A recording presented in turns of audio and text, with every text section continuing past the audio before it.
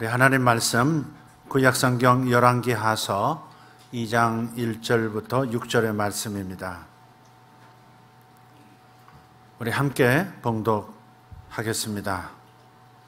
열왕기하서 2장 1절에서 6절.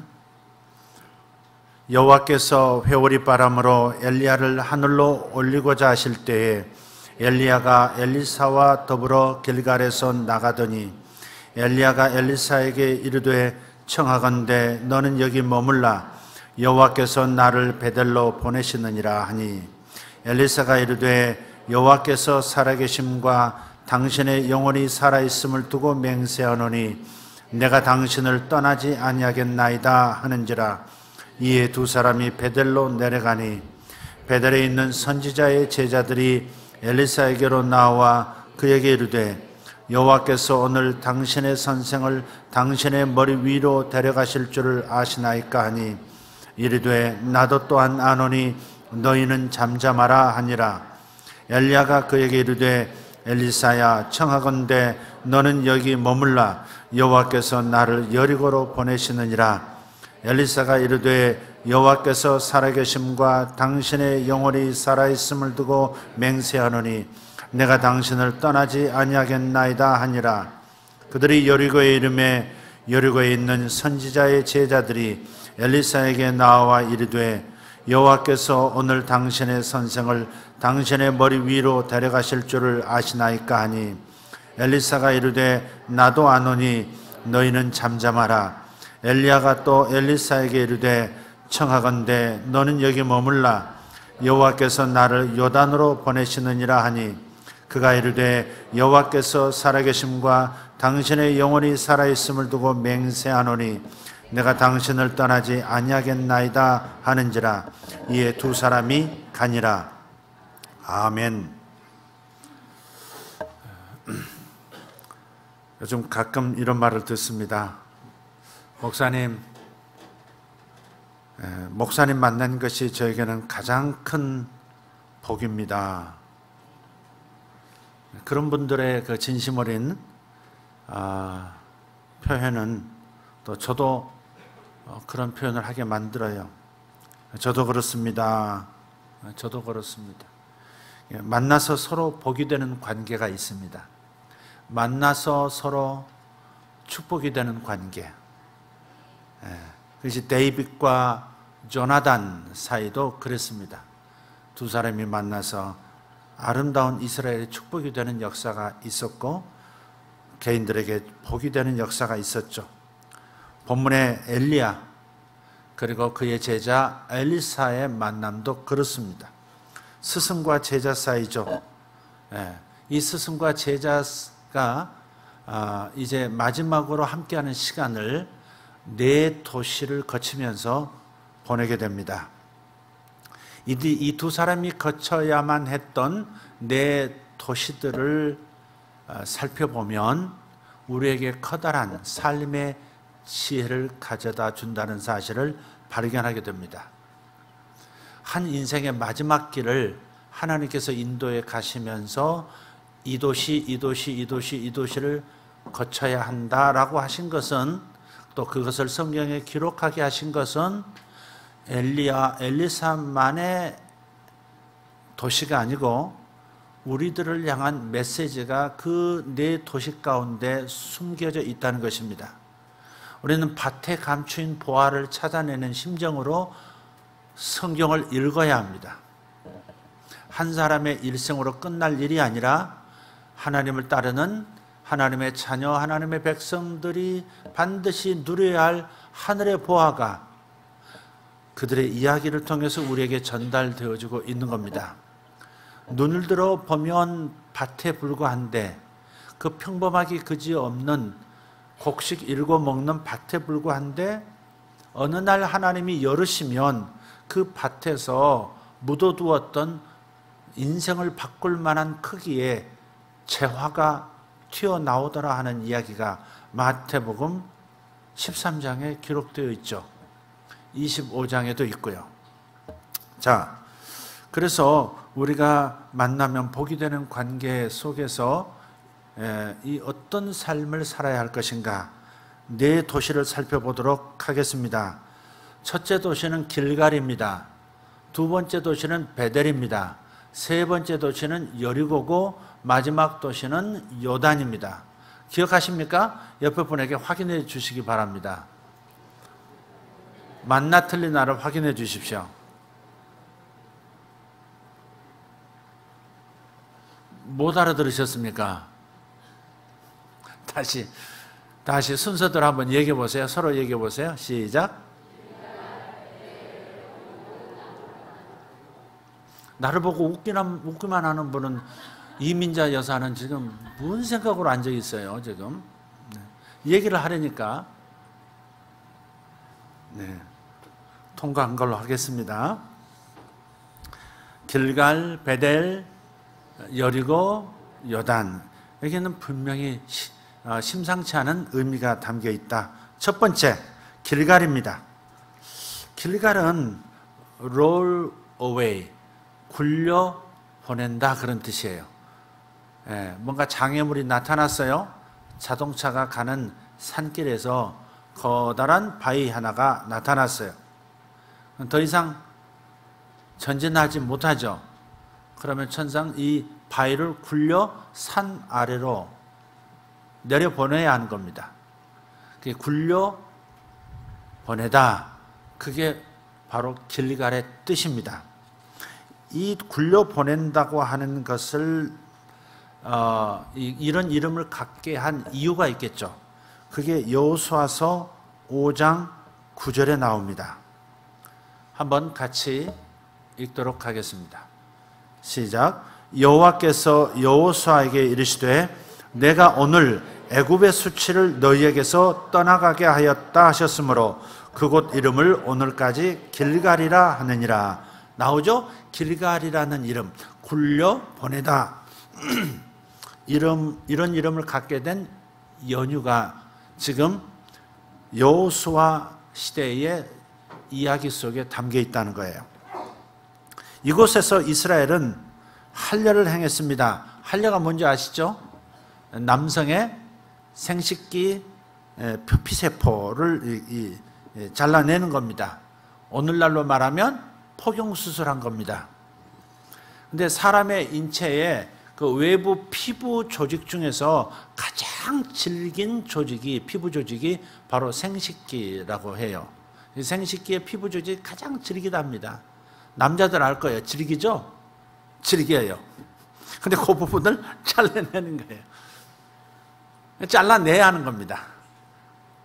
지금 이스라엘에게 있어서 수치가 있었다는 거예요. 마음에도 수치심 있고 역사가 수치가 있어요. 우리 민족의 수치는 뭐예요? 근대에 들어와서 우리 민족의 수치는 뭐예요? 나라를 뺏긴 일이에요. 조선시대에도 있었고 그 이전 세대도 있었어요. 근대에 들어온 우리의 대한조선, 대한민국에게 있었던 일은 나라를 빼앗긴 일입니다. 이스라엘 백성에게 수치는 역사 속에서 애굽 땅에서 400년 동안 종노릇한 겁니다. 노예가 되었던 흔적은 누구나가 개인적으로나 국가적으로나 지우고 싶은 현실입니다. 그래서 수치라고 말하고 그 수치를 떼어내는 의식을 치른 거예요. 그게 바로 모든 이스라엘의 남성들의 생식기 표피를 잘라낸 겁니다. 그리고서 선포하는 겁니다. 애굽의 수치를 이제부터 애굽의 수치는 너희에게서 떠나갔다는 겁니다. 가장 고통스러운 거거든요, 이게. 남성들이 이 수술을 하게 되면 3일에서 5일 정도는 꼼짝을 못 합니다. 잠도 잘 못 자더라고요. 끙끙 앓으나고. 잠을 못 자더라고요. 굉장히 고통스러운 거예요. 근데 사실은 이 고통스러운 감각을 통해서 자신들 마음에 있었던 수치감이 그렇게 고통스러웠다는 것을 보여주는 거예요. 이스라엘 민족은 출애굽했지만 마음은 아직 애굽에 있는 거예요. 애굽의 신앙, 애굽의 정치, 애굽의 사상 이런 것들이 그대로 묻어 있고 몸은 떠나왔지만 노예 삶을 살았었다고 하는 그런 수치감이 안에 있는 거예요. 그래서 하나님께서는 여호수아를 통해서 그 할례를 행함으로써 수치감이 떠났다는 것을 의식화시키는 거예요. 그래서 굴려보내야 할, 떠나게 해야 할 그런 수치, 그것이 우리에게도 있다는 사실을 생각해야 합니다. 여러분이 떠나보내야 할, 여러분이 굴려보내야 할 여러분만의 수치는 무엇입니까? 우리가 잘 알고 있는 한나의 수치는 무엇이었습니까? 다른 여자들은 전부 잉태하는데 자기는 잉태하지 못한다는 거였죠. 아이를 갖지 못한다고 하는 것이 한나의 수치였죠. 현실로 돌아와서 우리 한민족의 수치는 뭘까요? 대한민국의 수치는 뭡니까? 여러 떠올릴 수 있겠습니다만은 연합하지 못하는 것, 분열하는 겁니다. 남북도 연합하지 못하고 우리 대한민국 안에서도 좌와 우가 연합하지 못하고, 그래서 이 연합하지 못하는 이 분열의 영을 가지고 있다고 하는 그것이 우리 한민족의 수치일 수 있습니다. 개인적으로는 자주자주 실수했던 것들, 실패의 연속, 이런 것이 수치가 될 수 있습니다. 무능함이 수치가 될 수 있고요. 악한 습관, 패배감, 믿는다고 하면서도 일어나는 불신과 의심들, 무직자 생활, 자주 화를 내는 습관, 이거 다 개인적인 수치에 속하는 것일 겁니다. 여러분, 언급되지 않은 수치감이 여러분 안에 있을 수 있습니다. 당신만의 수치에 굴려보내야 할 때가 온 것입니다. 여러분, 지금 이 순간이 길갈이라는 도시에 엘리야, 엘리사와 함께 우리가 함께 서 있다는 사실을 거룩한 상상력을 통해서 볼 수 있기를 바랍니다. 굴려보내야 하는, 하나님께서 굴려보내는 수치를 제거하시는 시간이 바로 이 시간입니다. 길갈의 의미는 그래서 두 가지입니다. 첫째는 붙어있던 그 질긴, 절대 나를 떠나지 않을 것 같은 그것이 이제는 떠나갈 것이다. 길갈의 축복이 있기를 축복합니다. 두 번째 의미는 따라서 무거운 것이 떠났으니, 내 마음을 짓누르던 그것이 떠났으니 새 출발이 가능하다는 겁니다. 정말 새 출발이 가능하다고 믿으시면 새 출발이 열리는 겁니다. 여러분요, 벽 같지만 믿음의 눈으로 보면 숨겨져 있던 문이 보이는 겁니다. 벽 같지만 문이 열리는 것을 보게 될 거예요. 개인만이 아닙니다. 나라도 그렇습니다. 사무엘상서 11장 14절을 보면 이스라엘의 지도자 사무엘이 백성들에게 선포합니다. 같이 읽을까요? 사무엘이 백성에게 이르되 오라, 우리가 길갈로 가서 나라를 새롭게 하자. 아멘. 길갈로 가서 나라를 새롭게 하자. 무거운 것 굴려보내버리고 새롭게 되어짐을 은총으로 받자. 지금 사무엘이 그렇게 말하고 있어요. 길갈로 가자는 거예요. 수치심이 떠났던, 애굽의 수치가 떠났던 바로 그 도시로 몰수히 모여서 그곳에서 제2의 수치를 벗는 거룩한 축복을 경험하자. 지금 사무엘은 그렇게 얘기하고 있어요. 이 메시지는 우리나라 현 시점에서 필요한 메시지라고 믿어요. 대한민국이요, 길갈로 가자. 그리고 나라를 새롭게 하자. 할렐루야. 이제는 한반도를 새롭게 할 때가 왔습니다. 생각지 않은 방식으로 하나님은 길을 여시는 겁니다. 6월 12일 싱가포르로부터 긍정적인 신호가 있으리라고 믿습니다. 그러나 끝이 아니라는 사실도 기억합시다. 이제 막 발을 디뎠을 뿐이라는 것만 기억하자는 겁니다. 어쩌면 주식의 지표처럼 오르락 내리락 하는 그래프를 끊임없이 긋게 될 것입니다. 주한미군이라고 하는, 철저히 한미동맹이라고 하는 이 틀에서 이제는 북한도 미국과 관계를 맺는 방식으로 변화가 일어나면서 어떤 의미에서는 곱비 풀린 망아지처럼 남북한 관계가 오히려 더 오르락내리락 할 수 있다는 겁니다.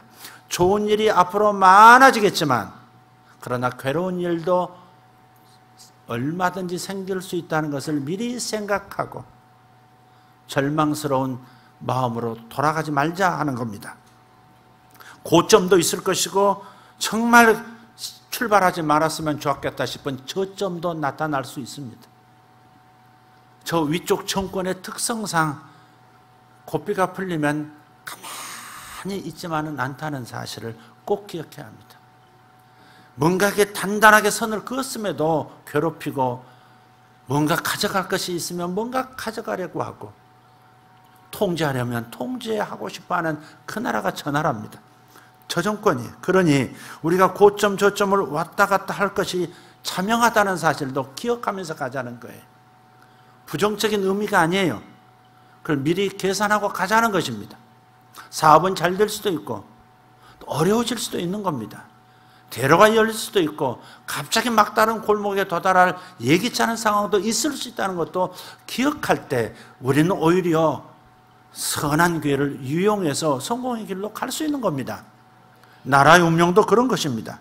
저점이 적어도 저점 가장 괴로운 저점이 온다 할지라도 6월 10일 상장 가격보다는 내려가지 않을 것이다.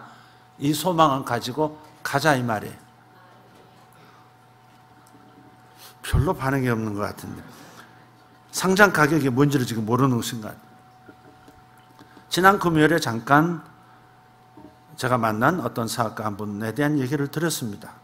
그분이 그러시는 거예요. 목사님 만나게 된 것이 저에게는 정말 새 출발의 기회가 됐고 장기 침체, 사업상에 정말 광야 같은 시간이 굉장히 길었는데 목사님 메시지 주신 2주 뒤에 새 길이 열렸습니다. 너무너무 내가 감당할 수 없는, 상상할 수 없는 위치로 제가 올라가게 됐고 어마어마한 돈을 벌어들일 수 있는 상황이 됐습니다. 그래서 목사님 만나게 된 거 전 너무 행복합니다. 얼마나 좋으면 그렇게까지 얘기할까? 돈은 제가 무진장 버리겠습니다. 잘 쓰시는 것은 목사님께 맡기겠습니다. 주여 이 일이 이루어지기를 간절히 소원합니다.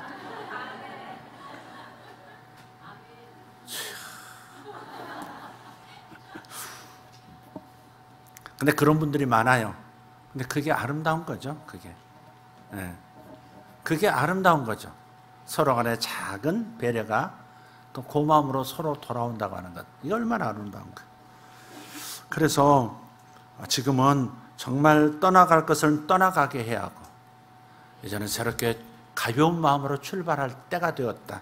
길갈의 때가 대한민국의 때요, 또한 우리 민족의 때요, 우리의 때다.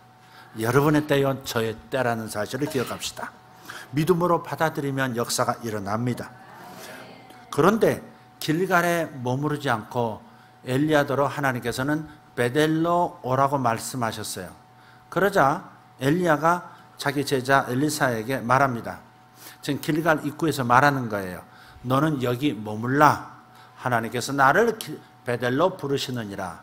그랬더니 엘리사가 안 떠나가겠다. 당신을 따라가겠습니다. 라고 얘기하는 거예요. 이유는 뭐예요? 사실 스승이 마지막 가는 길이라는 것을 알고 있잖아요. 그 뒷이야기 읽어보면 엘리사도 알았고 다른 제자들도 다 알았어요. 오늘 이제 이 길이 마지막 길이고 엘리야는 이제 모든 사역도 접고 모든 인생길을 끝내고 하나님 앞으로 가야 된다는 사실을 다 알고 있어요. 그래서 혼자 그 마지막 길을 가게 하고 싶지 않다는 것이죠. 이게 진짜 제자인 거죠. 그죠? 이제는 얻을 게 없구나. 잘 가시오. 그렇게 말하는 게 아니고 다른 제자들은 오늘 돌아가시는데 뭐 이제 덕볼 게 있느냐고 전부 바깥에서 멀리 서서 지켜보고만 있는데 엘리사는 당신을 따라가겠습니다. 뒷수습하겠다는 거 아닙니까? 스승의 장례까지 임종까지 지키겠다고 지금 따라가겠다는 겁니다. 어떤 방식으로 죽지 않고 승천한 것을 모르고 그저 그가 죽을 것을 알고 스승의 뒤를 끝까지 따르는 겁니다. 얼마나 좋은 마음입니까? 끝까지 가잖아요. 네, 이게 이제 도제 관계로서의 아주 아름다운 모습입니다. 그 두 번째 부른 장소가 바로 베델입니다. 베델은 하나님의 집이란 뜻입니다. 베들레헴 할 때 떡집이란 뜻이고요. 벳엘 그러면 하나님, 엘은 하나님이잖아요. 엘의 집, 하나님의 집이란 뜻이에요. 그래서 베델은 성공을 한 다음 하나님의 집으로 돌아와서 재헌신한다, 그런 뜻이 있는 거예요. 하나님은 새 출발하게 하실 뿐만 아니라 번성하게 해주실 거예요. 그냥 번성한 다음에 그걸로 땡처리 하지 말고, 어떻게 가야 돼요? 나만 땡 하지 말고, 하나님 관계 땡 하지 말고 하나님의 집으로 돌아와 제단을 쌓고 하나님 앞에 성공한 모든 것을 주님 앞에 보고 드리고 하나님 앞에 드린다, 그런 것입니다. 믿음의 조상 아브라함은 2번 베델로 돌아와요. 그죠? 그래서 창세기 12장 7절에서 9절을 보면 저 믿음이 없는 이방 땅 갈대아 우르에서 베델로 오는 것입니다. 불신자 상태에 있던 모든 영혼들은 하나님 아버지 앞으로 돌아와야 할 줄 믿습니다. 그것이 바로 아브라함에게도 일어났습니다. 한번 읽어보죠. 여호와께서 아브라함에게 나타나 이르시되 내가 이 땅을 내 자손에게 주리라 하신지라. 자기에게 나타나신 여호와께 그가 그곳에서 제단을 쌓고 거기서 베델 동쪽 산으로 옮겨 장막을 치니 서쪽은 베델이요 동쪽은 아이라. 그가 그곳에서 여호와께 제단을 쌓고 여호와의 이름을 부르더니 점점 남방으로 옮겨갔더라. 자, 제단을 쌓았다는 말은 바로 뭐예요? 예배를 드렸다, 나를 드렸다. 예배 드리는 것은 재물을 드리지만 사실 재물을 통해서 나를 드리는 거예요. 나의 삶을 드리는 거예요. 나의 성공을 드리는 거예요. 나의 재능을 드리는 거고 나의 시간을 드리는 거예요. 그게 제단 쌓기예요. 그래서 우리 믿음의 조상 아브라함은 첫 번째로 저 우르에서, 불신자의 땅에서 하나님을 섬기는 베델로 온 겁니다. 두 번째, 아브라함이 다른 곳에서 올라온 기록이 있습니다. 애굽에서 베델로 올라왔어요. 그때 당시 점점 남방으로 내려갔더라 12장에서 그랬는데, 근데 그게 남방으로 내려갈수록 이상하게 기근이 드는 거예요. 흉년이 온 거예요. 그래서 이 가축을 먹일 방법이 없고 먹고 살 방법이 참 아득해지니까 애굽으로 잠시 이민 간 거예요. 그래서 애굽에서 있다가 거기서 사건 사고가 터졌어요. 그게 뭐예요? 바로 왕이 아브라함의 아내 사라가 너무 예쁜 거예요. 네, 너무 예쁜. 그래서 내 아내냐 물었어요. 내 누이라고 대답을 해요. 만약 아내라고 했다가는 자기를 죽이고 데려갈까 봐. 그래서 누이라고 하면 그래도 목숨은 부지하겠다. 아브라함 머리가. 그래서 누이라고 해요. 근데 사실 누이는 맞아요. 실제 누이기도 해요. 사촌 누이 이렇게 결혼을 했는데 부부가 된 거예요. 그래서 이제 그 오라버니에게 잘 보여야 될 거 아니겠어요. 그래서 금은보화를 줬어요. 왕이 줬으니 얼마나 많이 줬겠어요. 그리고 하룻밤을 지내려고 불렀는데 그 밤에 주님께서 그 왕의 꿈에 나타나셨어요. 너 건드리면 죽어. 이렇게 성경이 이렇게 주목질했다는 건 나온 거 아십니까? 제가 번역한 제 번역본입니다. 너 건드리면 이렇게 하신 거예요. 그래가지고 화들짝 놀래가지고 너 왜 거짓말했느냐고 야단 치면서도 하나님 무서워서 건드리지 못하고 오히려 빨리 떠나가라고, 재수없다고 소금을 뿌린 게 아니고 금은보화를 더 준 거예요. 그래서 애굽에서 예기치 않은 부자가 되어서 올라와요. 그 극심한 가난 속에서. 이런 수도 인생에는 있는 겁니다. 하나님이 함께 하시면 이런 수도 있는 거예요. 할렐루야. 그냥 넘어져도 재수 좋은 사람은 돈 집어들고 일어난다 그러잖아. 넘어졌는데 하필이면 돈 떨어진 곳에 넘어졌던 거야. 잡고 일어난다. 이 아브라함이 그런 거예요. 그래서 애굽에서 베델로 올라옵니다. 한번 읽어보죠. 1절 13장 1절 4절이에요. 아브라함이 애굽에서 그와 그의 아내와 모든 소유와 롯과 함께 네겝으로 올라가니 아브라함에게 가축과 은과 금이 풍부하였더라. 그가 네겝에서부터 길을 떠나 베델에 이르며 베델과 아이 사이 곧 전에 장막 쳤던 곳에 이르니 그가 처음으로 제단을 쌓은 곳이라. 그가 거기서 여호와의 이름을 불렀더라. 아멘. 하여간 이 사람은 멀리 갔다 돌아오면 무조건 하나님의 집에서 예배드려.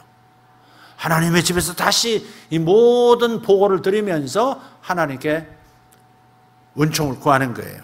여기 보니까 2절에 보니까 아브라함에게 가축과 은과 금이 풍부하였더라. 처음에는요 그냥 상인으로서 가나안 땅에 들어왔다가 애국까지 갔다 다시 올라온 거잖아요. 가축이 많아져서 온 거예요. 이건 자기의 자산으로서 최고의 자산 가치가 있는 겁니다. 그게 뭐냐면 가만히 있는 그냥 그야말로 묶여있는 자산이 아니에요. 계속해서 증가하는 자산이잖아요. 새끼를 베고 1년이면 배가 할 수 있고 또 때가 되면 털 깎아서 돈 벌고 때가 되면 수시로 젖짜서 돈 벌고 그리고 그냥 고기 팔아서 돈 벌고 돈을 벌어들이면 뭐예요? 그걸로 금을 사서 비축하고 또 은을 사서 비축하고 그러니까 80% 남기고 10% 금 사고 10% 은 사고 이런 식이에요. 또 100%가 되면 다시 10% 금으로 은으로 투자하고 이런 방식으로 절대 자기 자산을 묶어두지 않아요. 계속해서 성장시켜 나가는 지혜가 있는 거예요. 아브라함의 후예가 육신의 후예가 유대인 아닙니까? 유대인들은 참 묘해요. 그래서 어떤 상황에서도 자산 가치가 있는 것을 가장 작은 단위로 만들어서 언제든지 가지고 도망갈 수 있도록 만들었어요. 뇌물로도 쓸 수 있도록 만들고 여러 가지 지혜가 참 많아요. 쉰들러 리스트라는 영화를 보면 그 나치들이 게토로 유대인들을 잡아서 집어넣으니까 빨리 재산을 정리하는데 가지고 있던 다이아몬드, 가지고 있던 금붙이 그런 것들을 전부 가족을 식탁 앞으로 모아요. 그 식빵 하나 턱 꺼내놓고요. 쭉쭉 뜯어요. 뜯어가지고 어른 건 크게, 아이 건 작게 해가지고 그 안에다 반지 집어넣고요. 그 안에다 금덩이 집어넣고요. 거기다가 막 이렇게 해가지고 꿀떡꿀떡 삼키게 만듭니다. 온 가족이 막 나치들이 문을 두드린 사이에도 계속 식빵을 먹습니다. 뱃속에 담아가지고 수용소까지 가고 그래서 수용소에 가서 그걸 뇌물 써가지고 수명 연장하고 막 그렇게 살았던 민족이거든요. 그러니까 이 아브라함 때부터 그냥 언제든지 없어질 수 있는 자산으로 또 묶어놓은 자산으로 놔두지 않고 완전히 이동 가능하고 쉽게 어디 가서든지 활용할 수 있는 그런 부동산으로 만든단 말이에요. 이게 지혜입니다. 어쨌든 애굽에 내려가서 가축과 은과 금이 풍부한 상태로 올라왔는데 그걸로 땡 하지 않았다는 것입니다. 쨍 하고 해 뜰 날이 왔는데 하나님과 관계 땡 처리하지 않고 어떻게 해요? 베델로 와서 하나님 당신께서 다 하셨습니다. 그런 거예요. 여러분 주일에 돌아와서 뭐 하시는 거예요? 주님께서 지난 한 주간에 내게 하신 일이 이러한 일들입니다. 내가 한 것이 아니라 당신께서 축복하셔서 일이 됐습니다. 이런 좋은 일이 있었습니다. 이런 아름다운 일이 있었습니다. 주님께서 이런 위험에서 지켜주셨습니다. 다 하나님이 하신 겁니다. 이게 예배입니다. 그냥 몸만 하고 영혼 없는 예배 드리고 돌아가지 말고 자기 삶의 구체적인 현실 속에서 삶의 모든 모서의 혈관까지 찾아왔던 감각들을 다 찾아서 하나님 앞에 올려드리고 감사하고 주님 하나님 당신께서 다 하셨으니 이거 당신 겁니다 하면서 이제 이걸 어떻게 활용할까요? 어떤 방향으로 끌고 갈까요? 다시 한번 재헌신하는 겁니다. 여러분은 일생 동안 이 일을 반복하셔야 합니다. 주께서 주시는 축복을 세상에서 경험하십시오. 그럼 다시 그걸 고스란히 주님 앞에 와서 하나님이 하셨습니다. 하나님 그 다음 어떻게 할까요? 이렇게 당신 것이니 주님 뜻대로 쓰겠습니다. 사용하겠습니다. 그렇게 보고하는 거예요. 그게 예배예요. 일생 동안 여러분 그걸 함으로써 점점 더 상승 기운을 타는 거예요. 할렐루야. 미련한 사람이 자기가 벌어들이는 거 가지고 성공 가지고 그냥 자기 둥지 만들고 그 안에 그냥 살아버리는 거예요. 지혜자는 그렇게 하지 않습니다. 아브라함처럼 반드시 베델로 돌아오시기를 예수 이름으로 축복합니다. 처음 이민 올 때도 부가 있었지만 애굽에서 돌아올 때는 더욱 부자가 되었고 그럼 반드시 베델에서 하나님께 올려드렸다. 그렇기 때문에 저와 여러분도 빨리 결정해야 합니다. 다음 스텝을 받기 전에 반드시 베델에서 결정해야 합니다. 새 출발과 성공의 길갈에 머물기만 할 것인지, 아니면 이 모든 성공을 하나님께 올려드리는 헌신의 베델로 갈 것인지, 나만의 축복으로 끝날 것인지, 하나님께 드리고 모든 사람과 나누는 삶으로 갈 것인지, 그걸 결정하라 이 말이에요. 그럼 그 다음을 하나님께서 결정하실 것입니다. 우리 헌신을 보고 그 다음 스텝을 결정하실 거고, 그 다음 축복의 수준을 결정하실 거예요. 애누리 없습니다. 애누리 없습니다. 여러분, 반드시 하나님이 다 하셨음과 그 어떻게 당신 것이니 어떻게 할까요? 이렇게 묻는 태도가 있어야 합니다. 아무리 작은 것이라도 그렇게 하는 습관을 들이는 거, 지혜자 중에 지혜자입니다. 자, 이 베델에서 그 다음 어디로 갑니까? 20분도 되지 않았는데 여리고입니다. 여리고. 길갈, 이제 새 출발할 때가 됐다. 새 길 갈 때가 되었다. 길갈. 그 다음에 벳엘. 세 번째가 여리고. 네, 여리고. 바로 그거예요. 근데 여리고는 전사가 되는 곳이에요. 한번 생각해 보세요.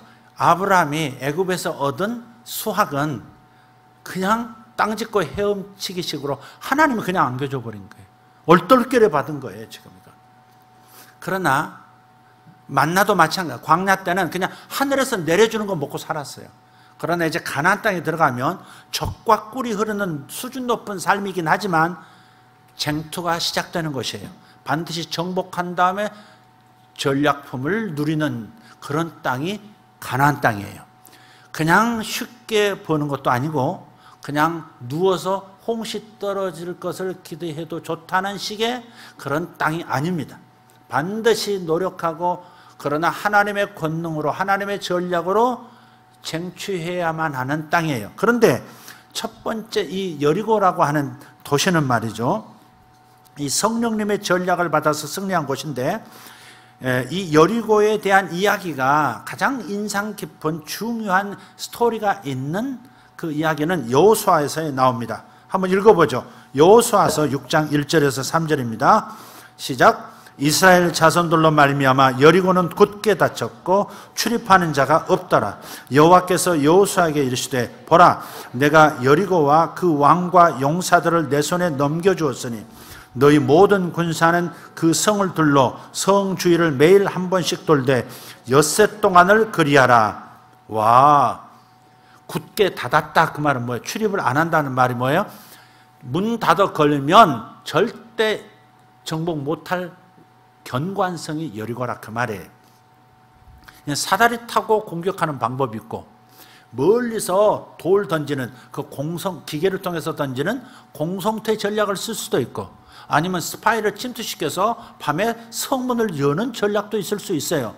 그러나 이 모든 인간적인 전략이 통하지 않는 것이 여리고입니다.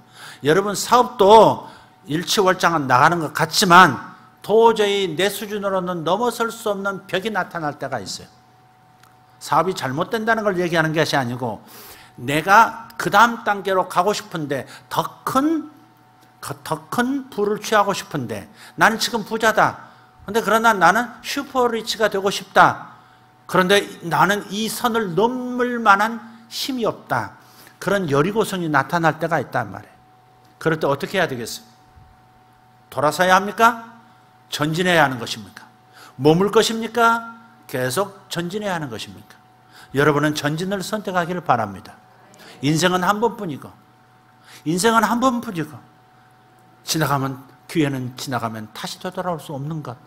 그러니 모든 내 수준을 뛰어넘어서 도저히 내가 감당할 수 없는 수준의 축복, 그저 바라보기만 해야 하는 엄청난 축복, 그건 돌아서지 말고 여러분 성령님의 전략을 받아서 정복할 수 있는 분들 되기를 바랍니다. 인간의 전략은 통하지 않는 것이 여리고입니다. 오직 하나님의 방법으로 승리하고 성공하는 것이 바로 여리고예요. 그래서 이제는 인간적인 방법으로 가축과 금과 은을 얻을 수 있는 그런 수준의 장벽이 아니라는 것을, 그런 수준을 만날 때가 있다. 그런 비전이 가슴을 때릴 때가 있다는 겁니다. 그래서 이런 여리고를 만나면 전사가 되어야 하는 것이에요. 그런데 그러나 하나님과 함께하는 전사죠. 그래서 이 여리고에서는 침묵할 때와 발사를 할 때를 구분하는 법을 배우는 겁니다. 중요한 정보일수록 어때요? 발사를 하지 않아야죠. 침묵해야 되죠. 쉿! 새가 듣고 쥐가 듣는다. 닫아질 때가 있어요. 부자들은요, 자기 정보를 잘 노출하지 않습니다. 아십니까? 진짜 중요한 것은 절대 노출하지 않습니다. 자기가 사랑하는 사람에게만 조금씩 줍니다. 그러니까 여러분이 큰 승리를 거두기 원하고 큰 성을 거두기 원한다면 침묵할 때와 발사할 때를 구분해야 돼요. 여리고성에서 6해 동안 돌 때, 마지막 날 7바퀴를 돌 때도 한마디도 하지 말라는 겁니다. 어른부터 아이까지 모두 군사가 되어서 빙빙 도는 거예요. 그런데 아무도 말하지 말라는 겁니다. 침묵할 때가 있어요. 침묵해야 하나님이 일하실 때가 있는 겁니다. 그러니까 여러분, 전사가 되려면 입을 잘 다스려야 한다. 이것을 생각해야 합니다. 또 함께할 사람을 선택하는 법을 배워요. 여기서 제거할 사람과 살려낼 사람, 내 편 만들 사람과 멀리할 사람을 구분하는 법, 이것을 뜯어가지 못하면 내 인생길에서 특히 부의 길을 가고자 하는 데 있어서 심각한 하자가 생길 수 있습니다. 사람 잘못 만나서 패가 망신하는 경우도 있어요. 사람 잘못 고용해서 아주 곤두박질 치는 경우도 많이 봤어요, 제가. 여러분도 경험하셨고 여러분도 어쩌면 주변에서 보셨을 겁니다. 저 사람은 사람 잘못 만나서 인생이 저렇게 됐어. 그래서 우리가 사람 선택을 잘해야 합니다. 사람을 가리고 사람을 어떤 사람은 이렇게 하고 폄하하고 그러란 말이 아니라 적어도 정말 승리하고 성공하기를 원한다면 사람을 가까이 하는 법을, 누구를 좀 거리를 둬야 하는지 사람의 상태에 따라서, 그 사람의 본성과 동기에 따라서, 그 사람의 능력에 따라서 그래야 될 때가 있다는 것을 여러분 인정하실 거예요. 그래서 여리고는 바로 함께할 사람과 함께하지 않을 사람을 선택하는 법을 배우는 장소다. 요셉은 함께해야 할 사람을 잘 선택했죠. 술 맡은 관원장, 안색까지 감옥에 있는 그의 어두운 구석에 있는 그의 얼굴까지 살펴서 무슨 염려가 있으십니까? 벌써 왕 측근으로 갈 수 있는, 왕의 측근으로서 감옥에 잘못해서 와 있는 그 사람을 가까이 하잖아요. 이 사람이 복귀할 걸 알았어요. 그 사람의 꿈도 해석해주고 축복해줘요. 그리고 그 사람이 결국 왕 앞으로 요셉을 인도했고 그야말로 요셉의 14년이 시작된 겁니다. 요셉은요, 너무너무 청명한 사람이었어요. 자기 아이디어가 아닌 거 가지고 엄청난 부를 일군 사람, 엄청난 권세자가 된 사람입니다. 꿈은 누가 꿨습니까? 바로가 꿨습니다. 바로 그 사람 바로가 꿨어요. 그런데 그 꿈의 아이디어, 그 정보를 현실화시켜서 승승장구한 사람은 누굽니까? 요셉입니다. 요즘은 내가 아이디어를 짜야 되는 시대가 아닙니다. 얼마든지 떠돌아다니는 아이디어가 많은데 현실화시키지 못하는 너무 좋은 아이디어들이 사람 속에 있습니다. 용기가 없어서 못하고, 상황을 못 만나서 못하고, 그래서 머릿속으로만 가지고 있는 너무나 좋은 고급 정보들도 있고 아이디어들, 아이템도 있습니다. 그래서 좋은 사람 만나서 남의 아이디어지만 그러나 그것을 자기가 차용해서 자기 얼마든지 성공할 수 있는 겁니다. 그러니까 내 스스로 아이디어를 짜내려고 하지 말고 아이디어를 조합해서 혹은 융합해서 나의 창조적인 독창적인 아이디어로 나가면 되는 겁니다. 할렐루야. 그래서 책을 읽으라는 겁니다. 그래서 좋은 사람 만나서 대화하라는 겁니다. 아멘입니까? 좋은 동아리를 찾고 좋은 그룹들, 정말 리더, 나보다 앞선 사람의 그런 작은 모임들도 찾아내서 그런데 또 동참할 수 있으면 동참할 수 있도록 비집고 들어가고, 좋은 사람이면 무엇을 통해서, 희생을 통해서 쫓아가서 그냥 얻어내고, 그럴 수 있는 열심이 있어야 합니다. 우리 윤필립 선교사님 보십시오. 자기 말만 따라 거지 상태에서 나를 만났다 그러잖아요. 아무것도 없는 상태, 철수 상태에서. 그러나 지금 철수가 아니라 내가 그곳에 모시겠습니다. 그럴 만큼의 그런 사역 확장과 그런 그 역량을 길러 나가고 있어요. 엊그저께 저한테 얘기하더라고요. 책 한 권 내가지고 간증 부문 베스트 넘버 1 몇 주간 몇 달 했지 않습니까? 그 힘을 빌어서 이제 또 아이디어를 또 어디선가 가져온 거예요. 그래서 전 세계에 있는 한인 사회에 편지를 보낸 거예요. 이민 사회, 내가 이민 교포로서, 그러니까 다른 나라에 사는 이방인으로서 애환을 나도 아는 사람입니다. 그러면서 제가 글을 써서 이민자의 애환을 나누는 글을 쓰겠사오니 실어주시겠습니까? 세계 여러 나라 중에 30개국에서 예스라고 답이 왔대요. 그래서 매주 글을 쓴답니다. 30개국에 짤막한 자기 칼럼이 가는 거예요. 그럼 또 저한테 얘기하는 거예요. 그거 모았다가 또 책 넣으면 됩니다, 목사님. 그러더라고요. 하여간 아담아 잘 돌아갑니다. 이게 요셉 같아요. 지금 우리가 요셉의 14년 첫 번째 7년, 풍년 7년의 중간 정도를 지금 통과하고 있어요. 주님께서 선포하셨죠. 요셉의 14년이 시작되었다. 예언적으로 선포가 됐고 요셉의 들을 받을 자가 누구냐 했어요. 그래서 여러분, 지금은 정말 길갈에 머물 때가 아니고 이제는 새 출발을 해야 될 때고, 그리고 여리고를 만나서 한 번도 안 해본 영역에서 이제는 정말 거대한 것들을 거머쥐어야 할 때입니다. 요셉이 자기 아이디어로 산 사람이 아니라니까. 자기 자산이 있어서 그런 위치로 간 게 아니고 자기 인맥이 있어서 된 게 아니에요. 다 하나님이 예비하신 것을 숨은 보아 찾아내서 연결해서 거기까지 간 거예요. 할렐루야. 애굽의 2인자가 됐고 왕을 위해서 애굽의 모든 자산들을 다 벌어들여서 왕에게 바친 사람이, 풍년 때 돈을 많이 번 사람이고 흉년 때 더 많이 번 사람이 요셉이에요. 근데 아이디어가 누구로부터 왔다? 하나님이 바로에게 주신 그것을 자기가 눈치채고 자기 것으로 삼아버렸다 이 말이죠. 우리가 이런 마음 가지고 살면 되는 거예요. 아직 삶이 가난한 사람은 마음부터 부자 마인드로 만들세요. 하나님은 내게 재물 얻을 능을 주셨다. 할렐루야. 하나님은 내게 재물 얻을 능을 주셨다. 신명기 8장 18절 말씀. 그리고 하나님께서는 이 세상을 30배, 60배, 100배가 되도록 하나 가지고 100배도 만들 수 있는 그런 시스템으로 이미 만들어 놓으셨기 때문에 내가 재물을 얻을 능을 믿고 일어서면 100배 되는 축복으로 점핑할 수 있다. 할렐루야. 그래서 가난한 사람은 여러분의 마음에 믿음을 먼저 심으셔야 합니다.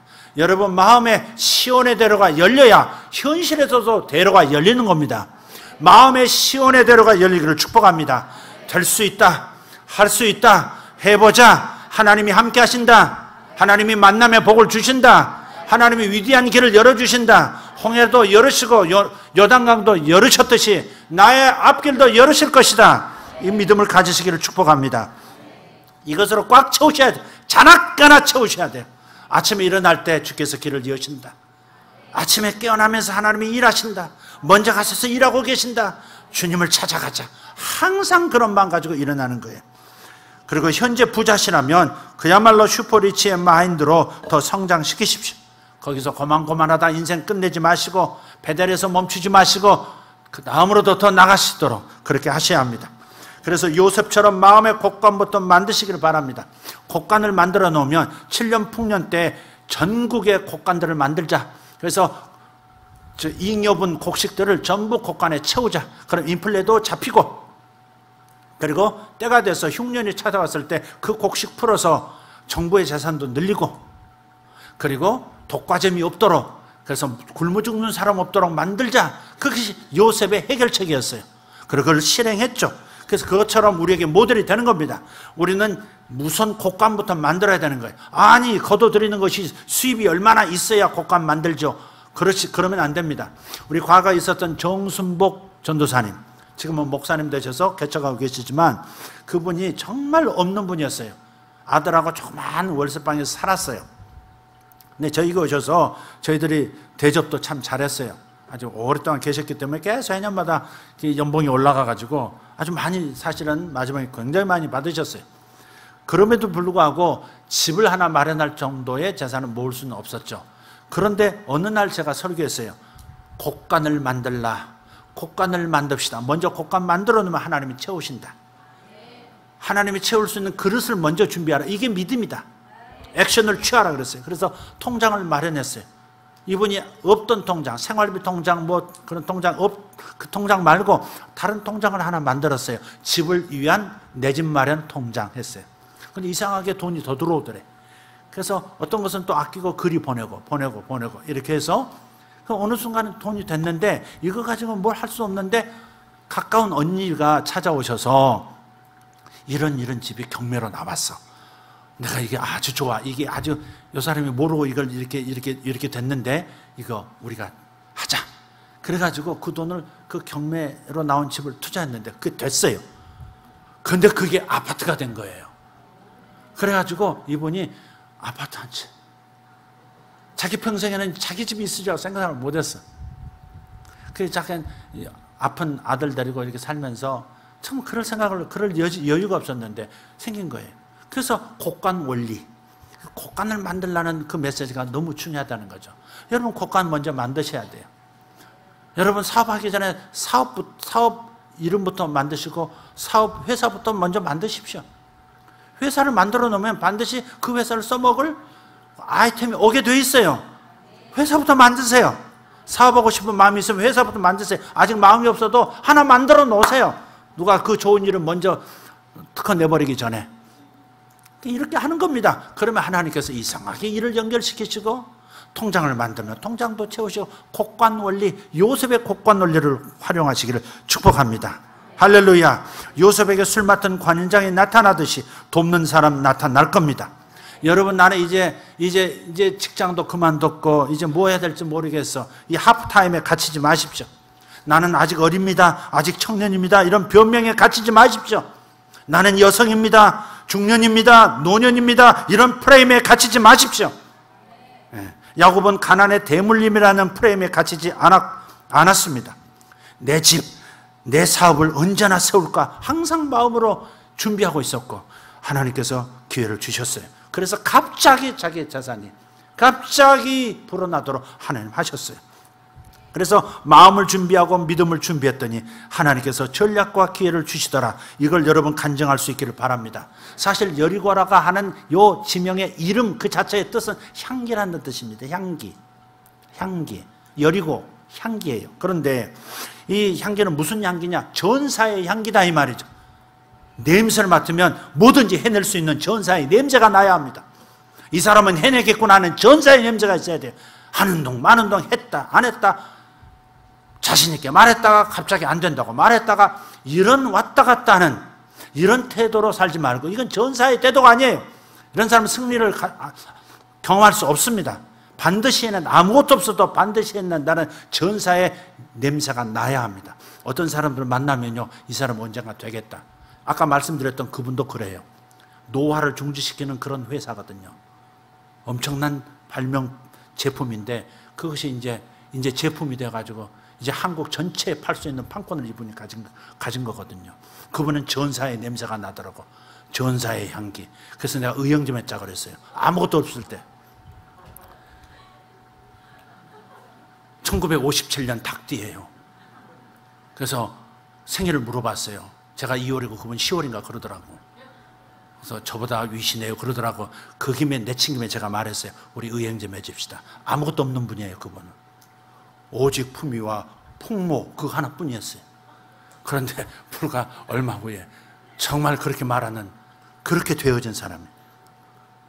그러니까 냄새를 잘 풍겨야 돼요. 어떤 사람은요 함께 하고 싶은 그런 사람이 있어요. 정마루 장로님 처음 오셨을 때요 제가 많은 사업가 만났지만 이상하게 사업하시는 것 같은데 잘 모르겠더라고. 어떤 수준의 사업하시는지 모르겠지만 이상하게 조용하신 분인데 뭔가 매력이 죄송합니다. 정마루 장로님 전사의 냄새가 향기롭게 나더라고. 그래서 내가 한 번도 안 해보던 그 사역을 10년 가까이 하면서도 한 번도 안 해본 프로포즈를 했어요. 저하고 함께 교회 같이 한번 인생을 걸어보시지 않겠습니까? 딱 그랬지. 그 남의 어디 다니고 있는 교인을 그런 건 처음이에요. 그게 온누리는 한 사람 빼와도 괜찮아. 너무 많으니까. 하영정 목사님 그래서 그랬죠. 그랬더니 이분 일주일도 오셨더라고요. 일주일 동안에 2번의 이상한 표적을 봤대. 저 10몇 년 만에 만난 친구라던가 저 이민간 친구인데 오랜만에 만나가지고 점심하는데 너 뭐하냐? 너는 그런 사업 수준 가지고 그거 가지고 온누리에서는 명함도 못 내밀어. 차라리 작은 교회 가서 네가 헌신하면 너 빚가 번쩍이야 뭐 이렇게 비슷하게 얘기하신 것 같아요. 제 기억은 잘 안 나요. 예, 야단을 치시더래요. 그래서 이상하다. 왜 내가 이런 프로포즈 받는데 이런 말을 또 이렇게 듣지? 그리고 또 며칠 있다가 또 한 번 그 얘기를 들으셨대요. 다른 분으로부터. 그래서 하나님 뜻이다 하고서 오신 거예요. 그리고 지금 이 교회 수석 장로님이세요. 예, 여러분 전사의 냄새를, 전사의 향기를 가지시기를 바라요. 영화 중에 아주 SF 영화 중에 재밌는 영화가 하나 있어요. 보셨나요 혹시? 남자 주인공, 이제 실제 아빠와 아들 사이예요. 흑인인데 행콕에 나온 그 남자, 그 사람 이름은 모르겠어요. 그게 이제 사령관이에요. 지구 사령관, 지구 군대 사령관이고 아들도 전사로서 훈련을 받아요. 그런 다른 행성에 가서 훈련을 받는데 전사의 자격을 얻고 와야 돼요. 근데 거기에 어떤 방식으로 하냐면 이상한 우주 괴물이 있어요. 눈이 없어요.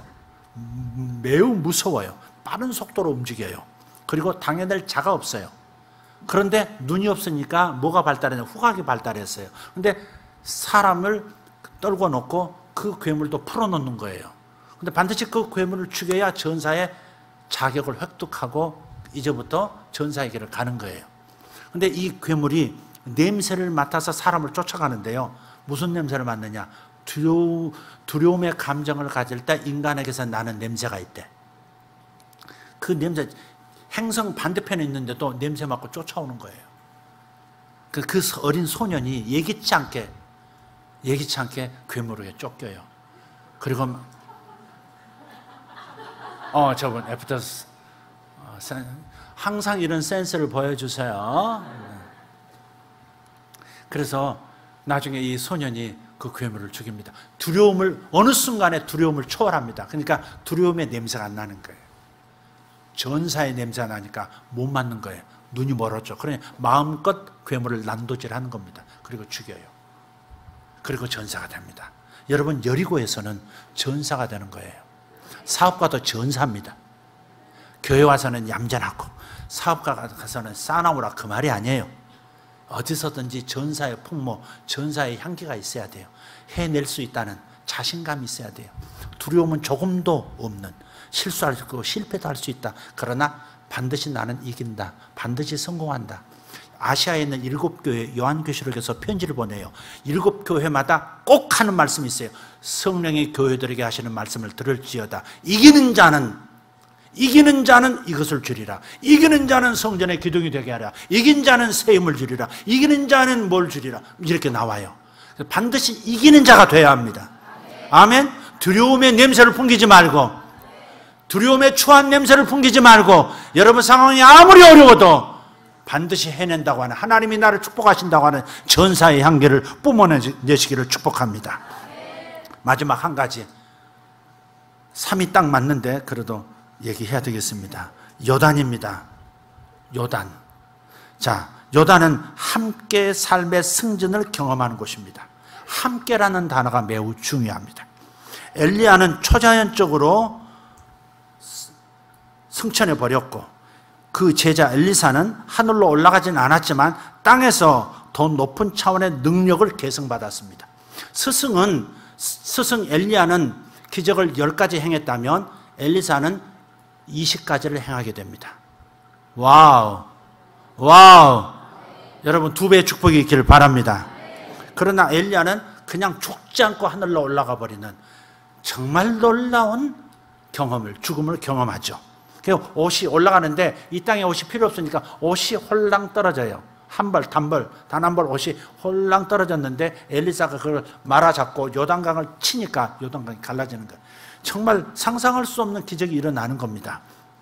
바로 그런 거예요.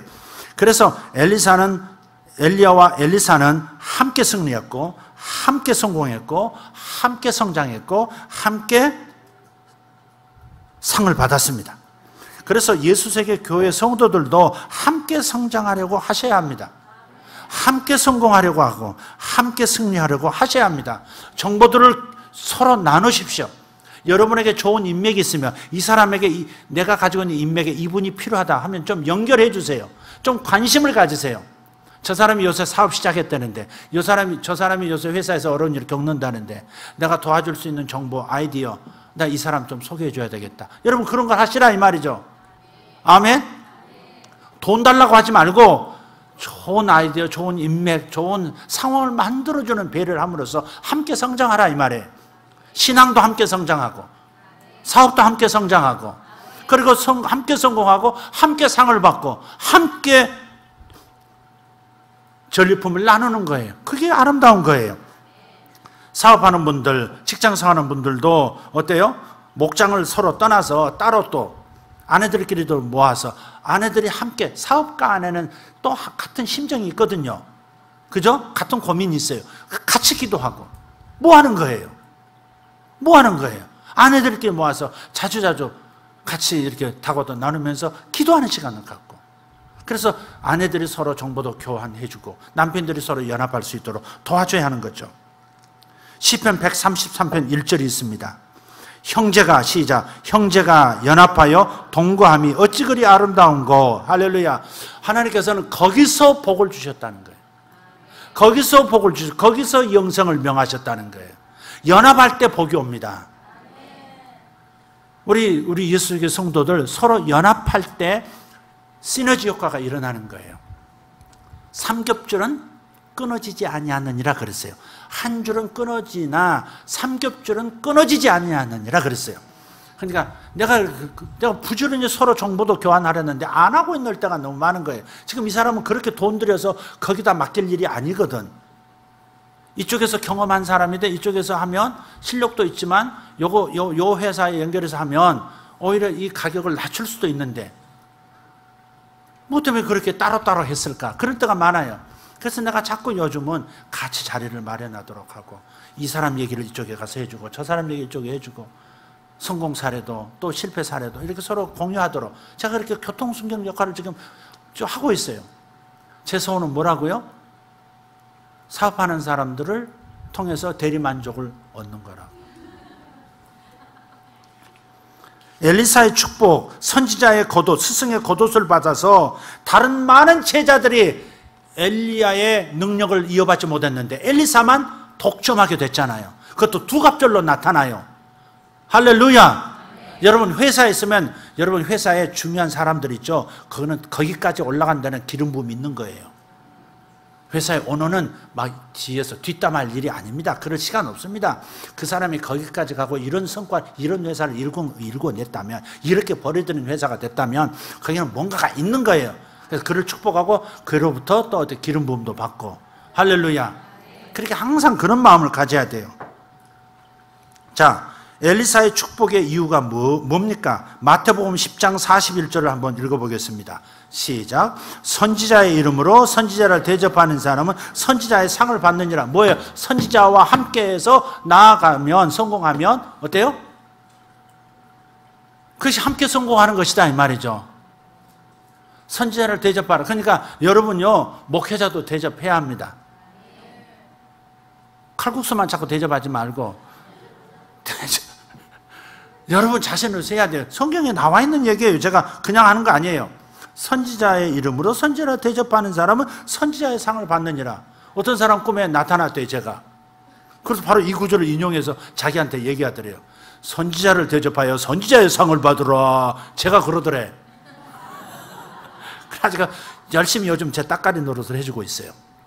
따까리라서 좀 죄송합니다.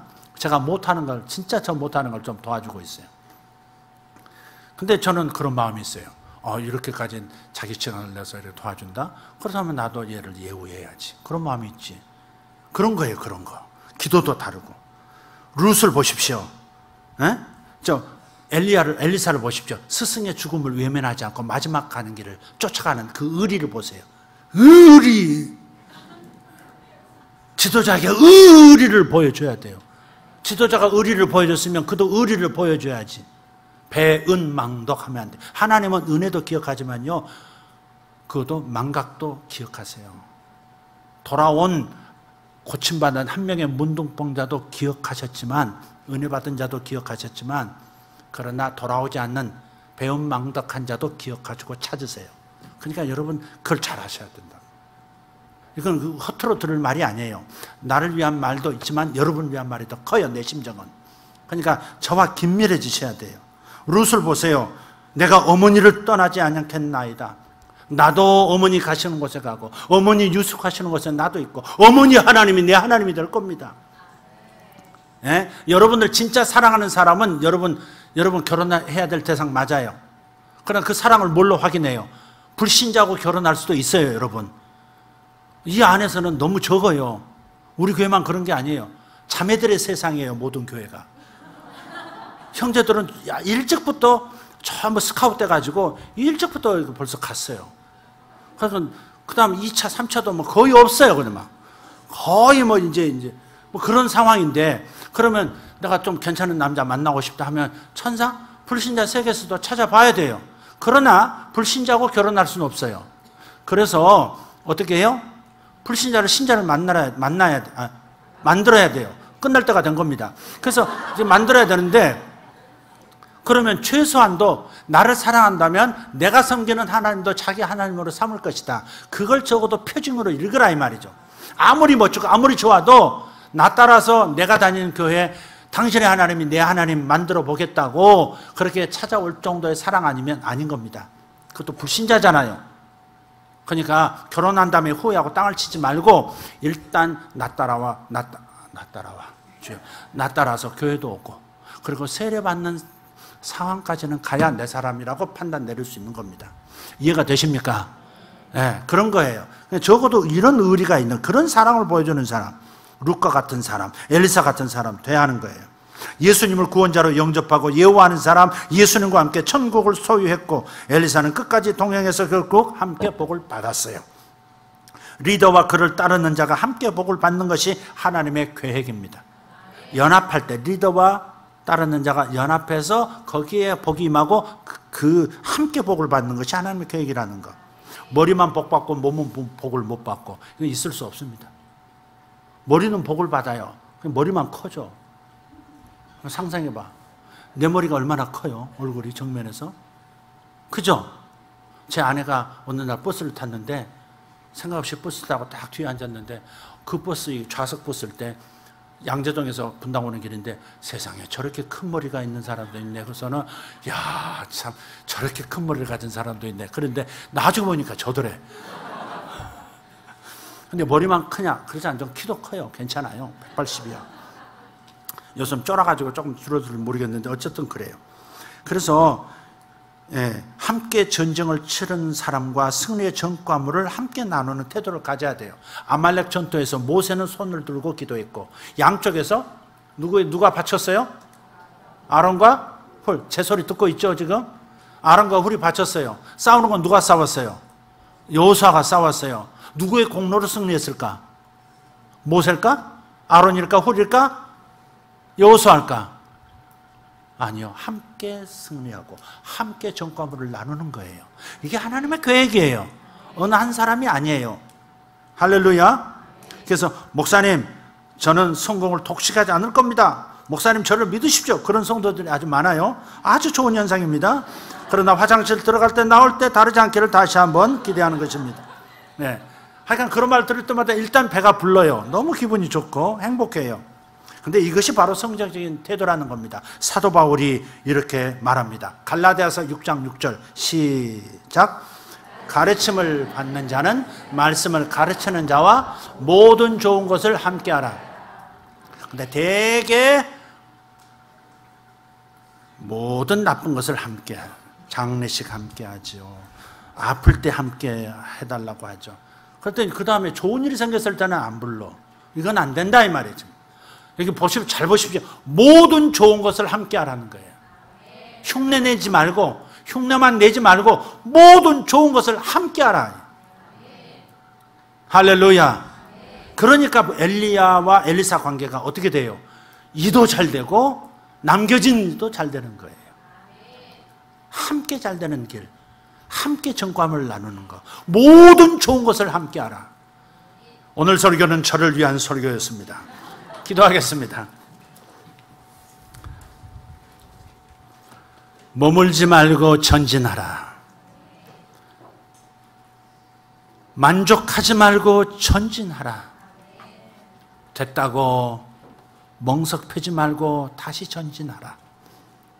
이것이 주님의 말씀인 줄 믿습니다. 예수님의 이름으로 기도하옵나이다. 아멘.